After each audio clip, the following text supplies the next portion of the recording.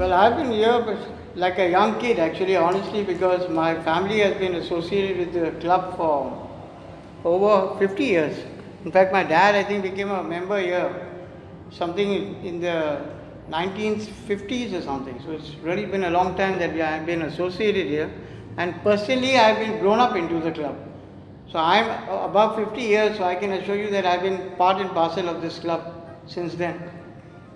Well, the Karachi Goan Association at present, as its name stands, was not the original name. It started as Goa Portuguese Association. And it's over 132 years. We have completed over 132 years. So it has a lot of history. And history which is even beyond my comprehension and my knowledge, but it is there. So we are grateful actually for all the pioneers actually to develop the club, who thought of this idea, who envisioned it, who thought about having something of such a landmark building here in front of us, where we could all enjoy and continue to progress, sharing our social and cultural values. I can assure you, there was our previous president, Mr. Valley Gonsalves. He has compiled a book, and I will give you a copy of that book. And I'm sure you will get a lot of anecdotes and details about the club, which probably I personally cannot add to it. But one thing which is very good, and I've seen that the interest of the Goan community has been paramount, even though they have left Goa, their place in India, which was there, and a lot of them migrated towards India, which was not Pakistan at that time, but as such, they wanted to keep their cultural and religious values there. As you know, the Goan community is very strong socially and more importantly religiously. They are strong Roman Catholic, and they got that from the Portuguese origin. So when they came out here, they never left behind completely or forgot themselves or completely disjointed. Or they tried to get their same cultural values and social values together. So initially the numbers were small, and I can show you what my knowledge of it is that they came in the early 1840s to this part of, to Karachi, as they say. At that time I think it was known as Kolachi, if I'm not mistaken. So you can imagine it, there was just a small fisher village at that time, and people were already moving in this direction.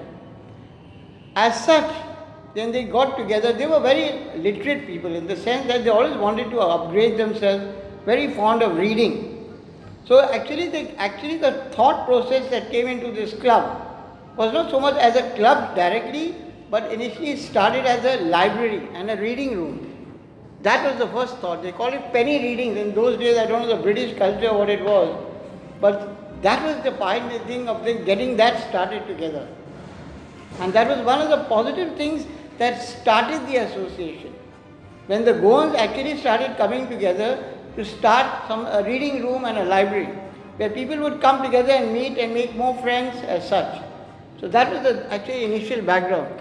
Before I get into that, I would like to add a little more about the history. How did it actually start? Like I said, I shared with you, they wanted to form this initial library. As you see this sprawling building here with such a good architecture here, was not the original building. The KJ started in 1886, and 20th January 1886 was actually the first where they initiated the thing, and was at a premises somewhere in the old Sadar area. So that was a small, like I said, like a reading room as such. They initiated in that way. But later on, as the membership grew, people started saying, look, we got to have our own type of building or such. Then they decided to actually venture into acquiring a building. And then they got in touch with an architect, I think Moses Samok. He was one of the legendary architects, and if you see all the buildings around Karachi, the old architecture has been designed by him. So we are very grateful also that we had such a person who helped design this club of ours. And the president, let's say L.C. Gomes, he was the first president and nominated by all the people associated at that time. We have to have a club, our community has to grow. So it started that way in 1886. But this building that Mr. Smoke designed and later on that came into existence was in 1905. 1st February 1905 is when they actually inaugurated this building and started it after construction. So So we are grateful that we are actually blessed that we actually have such a building with such architecture, such history. But history is not just in building, I don't believe that. It's the people that actually make history. And the Goan community has been a very vibrant community. And when I say vibrant community, you will find them in every walks of life. Be it education, be it civil service. In the British time, there were a lot of civil servants who were Goans. Railways, the initial thing that the British started in this, had a lot of Goan people that even the chairman of the railways, Mr. De Mello, he was even reached to this higher position in Pakistan as the chairman of railways. So all from our community. Then we also have in the religious thing, as you know, our recent Cardinal-elect Joseph Coutts is also a Goan. If you turn your head behind, you will find so many of our other bishops, cardinals of God. Cardinal Cadero is there, Cardinal Gracia is there. They are all Goans, and we are proud of them. And we are blessed to have people in all walks of life. In sports, KJ has made his mark in every respect. We have people who have represented all India hockey. Peter Paul Fernandes, he was an Olympian. He went for the 1936 Berlin Olympics. And later on helped to coach a lot of our boys in hockey out there.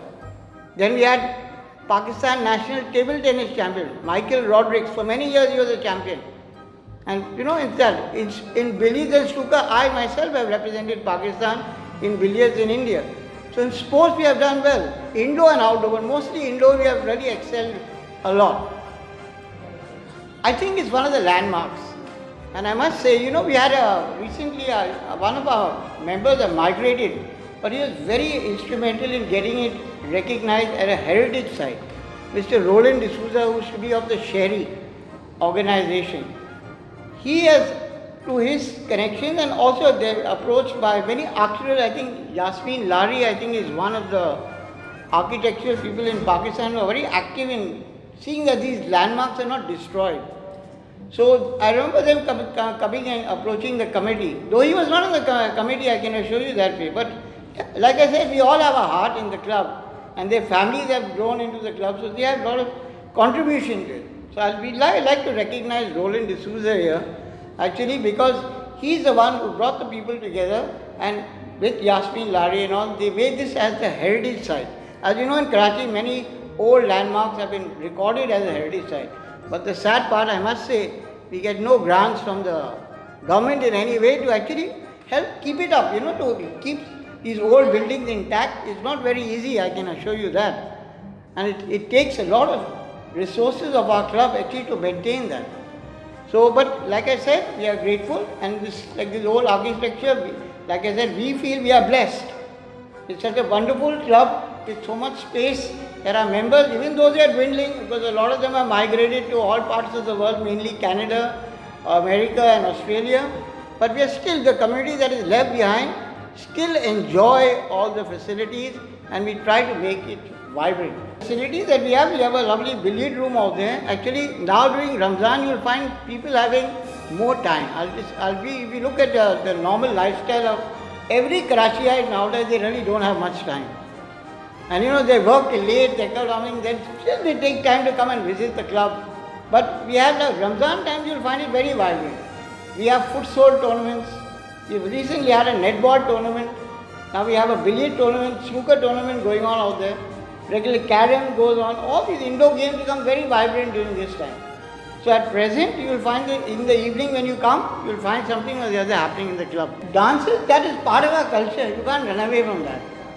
The Goan community without a dance, you know, I think it's like keeping a fish out of water. It's part and parcel of us. They are a person who enjoys life. You find the Goan community is known all over the world. You see them in Indian movies everywhere, all being portrayed for maybe negative reasons, but we all enjoy it.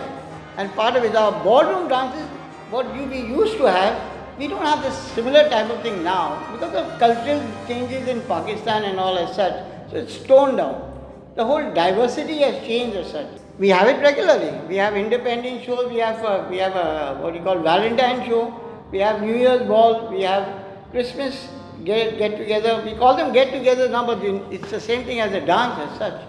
But meant mainly for the members, and now we invite the Christian community also. as I said, this is a club. The people who are members can avail of all the facilities that is here once they are like enrolled as a member out here. Then there's rules and responsibilities as such they have to follow, which are they have to abide by certain rules of the club. But they have all the facilities, like I just mentioned. We have a billiard room. This place out here, which is vacant now at present, you don't see.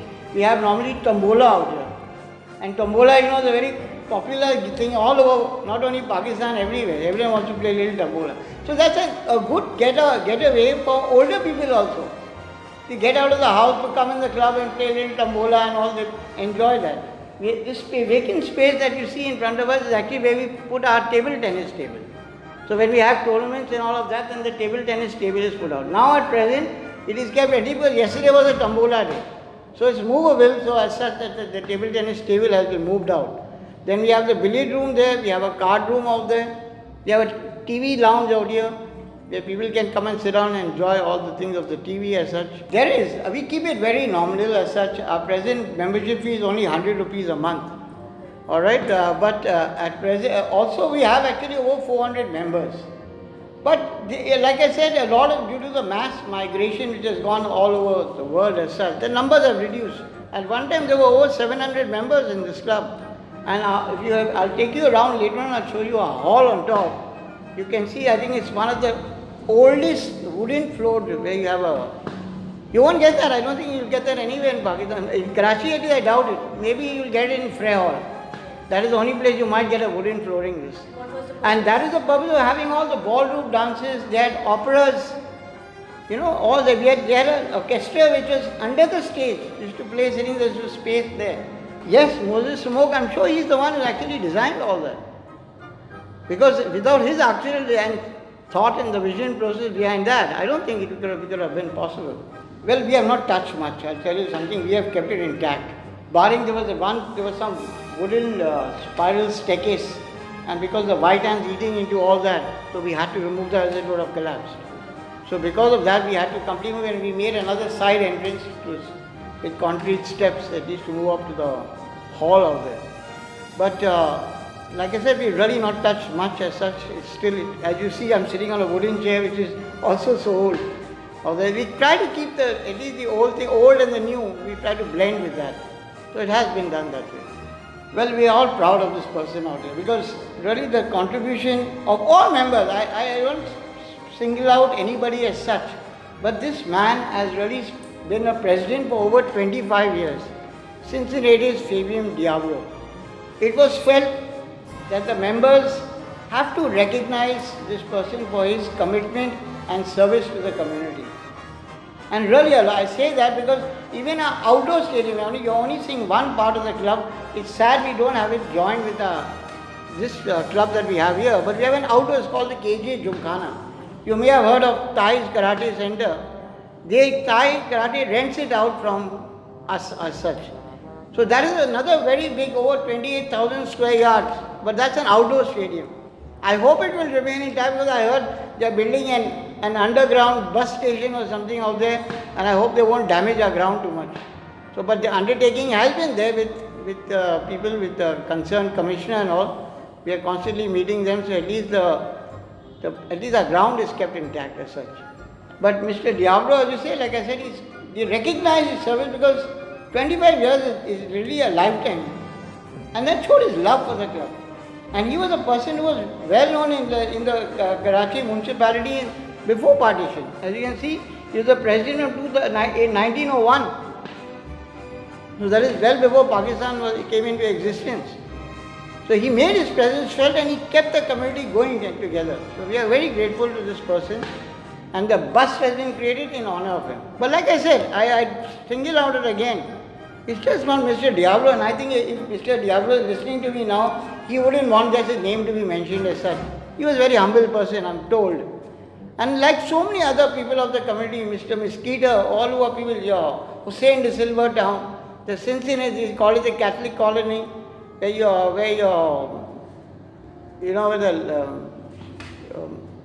think where you'll find St. Lawrence's Church around that, all the area was all owned by Catholics. That was one, and then one when you go towards Christ the King Church. We are always linked close to churches, as you see. So people had their houses and all as such. They developed, they were actually the pioneers among the developers of Karachi also. So, like I say, it's not only Mr. Diablo, there are many others, and I show you.